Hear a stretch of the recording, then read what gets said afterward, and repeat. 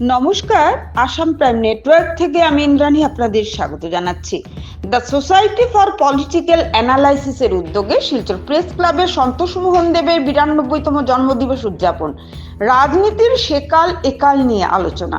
রাজনৈতিক ব্যক্তিত্ব প্রাক্তন কেন্দ্রীয় মন্ত্রী সন্তোষ মোহন দেবের 92তম জন্মদিবস উদযাপন উপলক্ষে মঙ্গলবার দ্য সোসাইটি ফর পলিটিক্যাল অ্যানালাইসিসের উদ্যোগে শিলচর প্রেস ক্লাবে অনুষ্ঠান আয়োজিত হয়।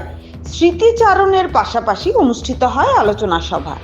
আলোচনার বিষয় ছিল রাজনীতির সেকাল একাল।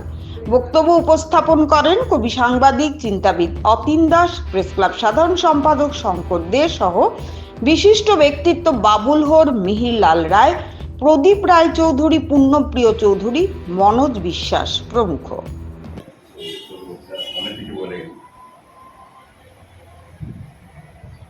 আমি জন্মসূত্রে তারাপুরবাসী সন্তোষ মোহনদেব। আমরা দাদা নামে ওনাকে সম্বোধন করতাম এবং উনি আমাদের অভিভাবক ছিলেন।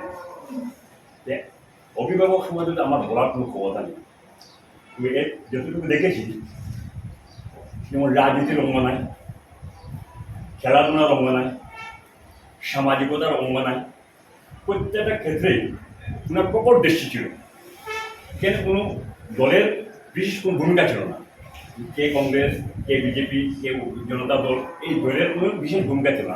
আমি যে দেখেছি এবং শিলচর শহরে একটা উত্তাল আন্দোলন ছিল।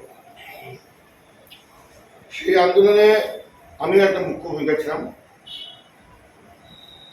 6 সেপ্টেম্বর শিলচর শহরে বন্ধ ডাকা হয়েছিল। বন্ধ আমরা ডাকিনি, ছাত্র ফেডারেশন ডাকিনি, অন্য সংগঠন ছিল।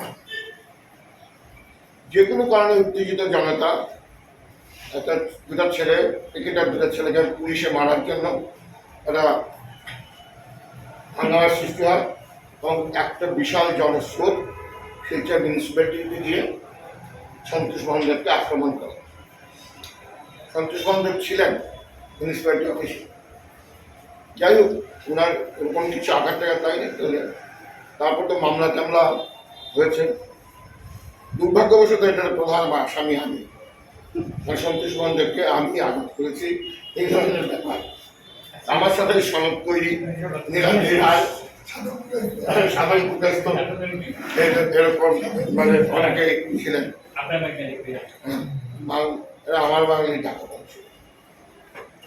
যাই হোক, কিছুদিন ঘোরাঘুরির পর তারপরে তো সারেন্ডার টারেন্ডার করে বেল নিলাম। পুলিশ ইনভেস্টিগেশন যাওয়ার পর দেবকে যখন পুলিশ জিজ্ঞেস করলো যে অমুককে কি তুমি দেখেছ, মানে ছিল নাকি, উনি যেটা স্পষ্টভাবে পুলিশকে বলেছেন যে না, আমি পূর্ণব্রতকে দেখি নাই। আমাকে পূর্ণব্রত বলছেন না, পূর্ণব্রত বলছেন।